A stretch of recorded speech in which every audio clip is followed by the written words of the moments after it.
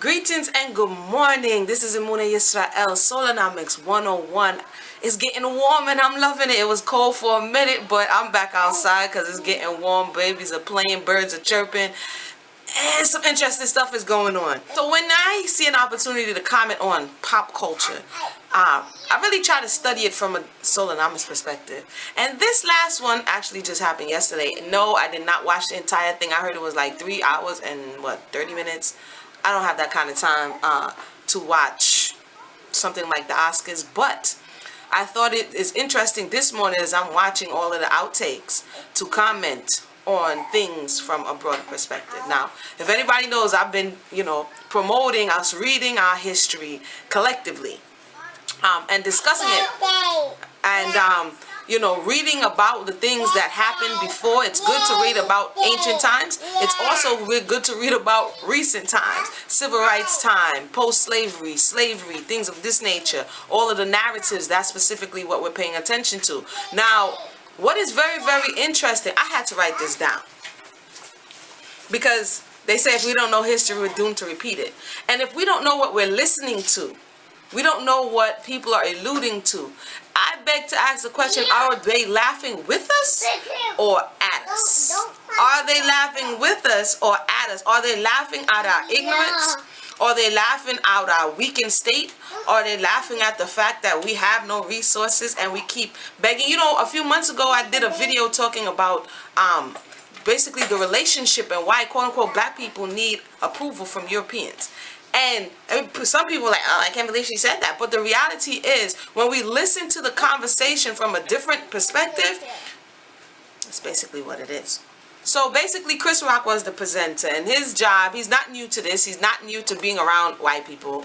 And he's not new to being able to speak to certain issues. And it's a question as whether or not it's unapologetically, because you don't know which side to be on the fence concerning it. It looks like, but not really. And anyway, he started off by saying that the Oscars was AKA, or also known as the White People's Choice Awards. He says that a lot of people, he didn't say what people or who, he said a lot of people was getting at him, talking about you should boycott this, that. They wanted him to stand in solidarity. He was concerned. This is what I extracted. You can watch the video. I'll put the link in the box. He was concerned. This is what I'm hearing from what he's saying through his joke. Like, these unemployed people are telling me that I should boycott an employment opportunity. And so the base of that is, what's the base of that? Working, substance. This is what is at, as you look at the history of quote-unquote black people participating, when Fiddler was going out to play for Massa, maybe Massa would give Fiddler a little money.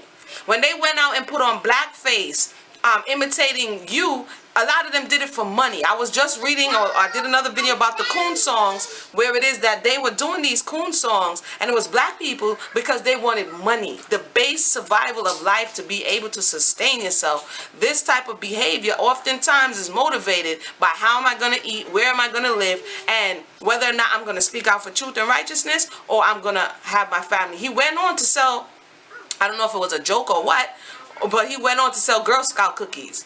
You understand what I'm saying? So you check that out. I wrote this stuff down. This is why I'm looking down as well. He also spoke in a joking manner about the next generation of comics or possible people to replace him, such as Kevin Hart. So he spoke on that. He touched on that like 2 or 3 different times, saying, well, if I didn't show up, you understand what I'm saying? They might have just put somebody in my place. It was not going to stop what they were doing. Listen to what he's saying through the jokes. And the Europeans, they're laughing. Are you laughing with us, or are you laughing at us? What else I noticed is that he was saying this is not the first time. He alluded to history. Actually, his whole bit was speaking about history. Look back at history in the 50s and 60s. I don't think our foreparents were concerned with this. And he goes on to say that they were concerned about being lynched, raped, and the grandmother hanging from a tree. And if you listen to the European laughter. The thing is, why are we protesting? That's the big question. Why this Oscars? Why this Oscars? It's the 88th Academy Awards. It's the 88th Academy Awards, which means this whole no black nominees thing has happened at least 71 other times. Okay? You gotta figure that it happened in the 50s, in the 60s. You know, in the 60s, one of those years, Sydney didn't put out a movie. I'm sure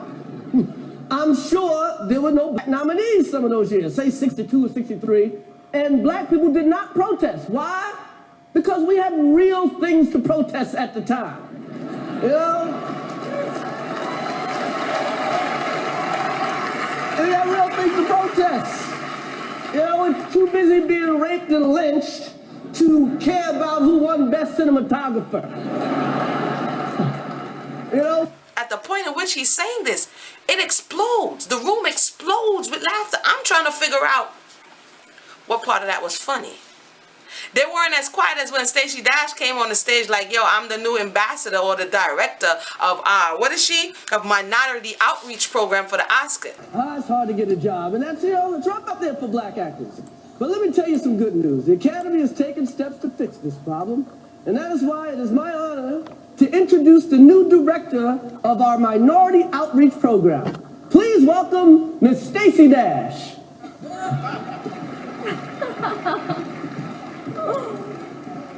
I cannot wait to help my people out. Happy Black History Month. Thank you. Thank you. But enough about black people. Let's bring on Sarah Silverman. No one was laughing. They didn't get that joke. They didn't get that joke, but they did get the joke about grandparents and people being raped and shot down in the street. Y'all laughed about that. So, are you laughing with the black people or to help or at them? One last thing that I wanted to touch on is the fact that as it continues to be, no matter how much you see celebrity or celebration, people who are celebrated, just because you're a celebrity and you're celebrated, it doesn't mean that you're celebrated for a good reason. You know, you have notorious people who are celebrated, but it's not for a good reason. We see that. We see the baddest criminals in history. They're celebrated. They're renowned. So celebrity just means someone that is celebrated. It could be for something good. It can be for something bad. I saw that he was using his jokes. I'm still trying to see which side of the fence, but based on what I hear, the undertone is still looking for approval. Oh, and I'm sorry. He says, we just want opportunity. In the skit, which you guys have to see, in the skit, here goes the stereotypicals. I don't know if it was supposed to be funny or not, because you can't really tell, right? But in these stereotypical conversations where he remakes these movies, you have the stereotypical mammy,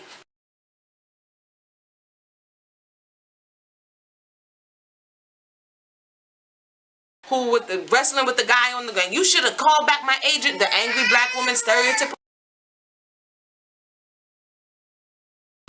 And then you had Tracy Morgan at the end, who has on a dress and is effeminate.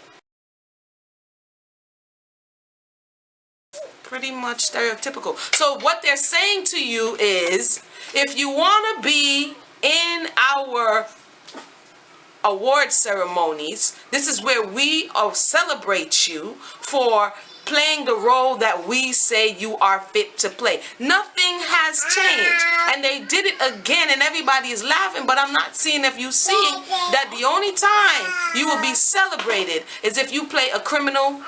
The only time you will be, because it's my show, baby. I write the scripts. You'll be celebrated for a criminal. You'll be celebrated for a Jezebel. You will be celebrated for a mammy. You will be celebrated for an angry black woman. You will not be celebrated for doing anything out of those confines that we put you in. And we will prove it to you again and again. It's not a hard message to kind of understand, but if we're looking for these little tight nuances and we're looking for, yeah, they spoke up for us, yeah, he said, we're missing it. It's the same thing. If you didn't understand it in English, I will speak it for you in Espanol. That's what they did. You didn't understand in English, we're going to tell you again. You're only accepted when you do as we say. So now what you gonna do? So I know I said one more thing like 2 more things ago, but for real, one more thing. So one more thing on this quote-unquote last day of Black History Month. You know, do me a favor, people out there. Can we stop like all of these cliches, stereotypical rhetoric type information. Like, if you want to empower the people, yourself, just do it. Just take the time and do it, because it's going to take time. It's going to take commitment. It's going to take something that you do a little bit each day, and you reach out a little bit each day in a comprehensive way, of which for us to get a sufficient foundation of what it is. Lastly, I wanted to say that it has now been declared that April is Confederate Heritage History Month. What is the Confederacy? Does anybody remember what the Confederacy is? I'm going to leave you with a little bit of information about April now being Confederate Heritage History Month. Shalom.